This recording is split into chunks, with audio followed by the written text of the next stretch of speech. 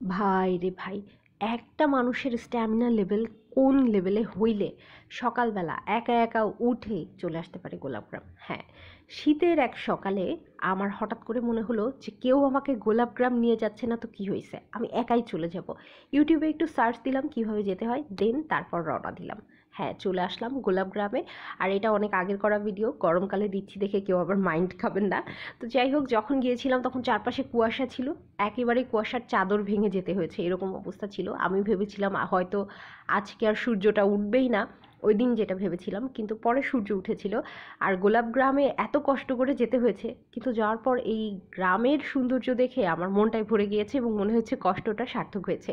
এখানে যে ফুলগুলো দেখছেন, এগুলো আমরা বাজারে যে স্টিক গোলাপগুলো কিনে থাকি, সেই স্টিক গোলাপগুলো, অর্থাৎ বড় সাইজের গোলাপ, এবং পাপড়িগুলো কালচে টাইপের, খুব সুন্দর ছিল। তো সূর্য মামা অলরেডি উঠে উকিঝুঁকি মারছে, আর আমিও গোলাপগ্রামের এই মাঠটা একটু ভেতরে নেমে গেলাম ফুলের ছবিগুলোর একটু ক্লোজ শটের জন্য। যদিও আমার ফোনের ক্যামেরা খুব একটা ভালো না, তারপরে চেষ্টা করলাম।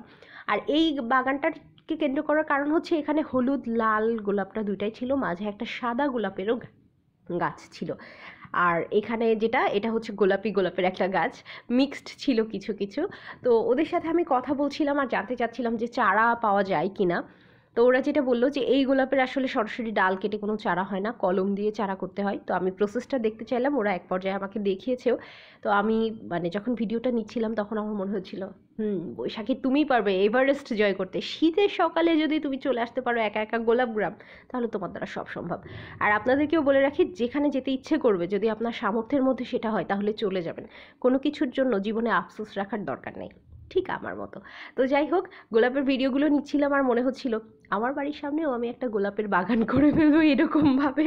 তো যাই হোক, শীতকালের গোলাপগুলো কিন্তু অনেক বড় বড় হয়, আর ওরা একটু সারও দেয় যাতে আরও বেশি বড় হয়।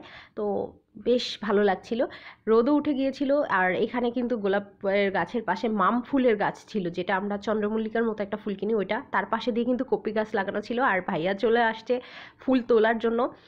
এতক্ষণে কিন্তু গোলাপ ফুলগুলো আরও বড় বড় হয়ে গেছে, আর দেখে খুব সুন্দর লাগছিল। তো আমি ওনাকে জিজ্ঞেস করছিলাম যে গোলাপ ফুলের প্রাইস কত করে রাখবে। উনি বলছিল 10 টাকা। আমার মাথায় তো পুরো বাস, যে শাহবাগ থেকে 5 টাকা করে কিনি, এখানে 10 টাকা। তো উনি পরে আমাকে যেটা বললেন যে শাহবাগ থেকে আপনি যেটা কেনেন ওটা 2-3 দিনের ফুল হয়, আর এটা একেবারে ফ্রেশ ফুল। তো পরে অনেক মূলামূলির পরে উনি 5 টাকায় দিতে রাজি হয়েছে। তো শাহবাগের ফুল আর এখানকার ফুলের মধ্যে পার্থক্য কী সেটা পরে বলবো। তো এটা হচ্ছে গোলাপের চারা দেখতে চেয়েছিলাম, ওনারা দেখাইছে যে ফার্স্টে নর্মাল যে গোলাপ গাছের ডালটা ওইটা পলিতে দিয়ে চারা করা হয়, তারপর তার সাথে কলম দিয়ে স্টিক গোলাপের চোখটা দিয়ে আর কি কলম দেওয়া হয়, এবং খুব সুন্দরভাবে তারপর গোলাপটা হয়।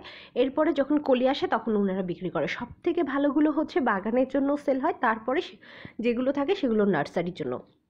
আর এই যে মাম ফুলের গাছের বাগানটা, এটার পাশ দিয়ে দেখুন ফুলকপি, টমেটো, আলু, এবং সেই সাথে কিছু কিছু মরিচ গাছও ছিল।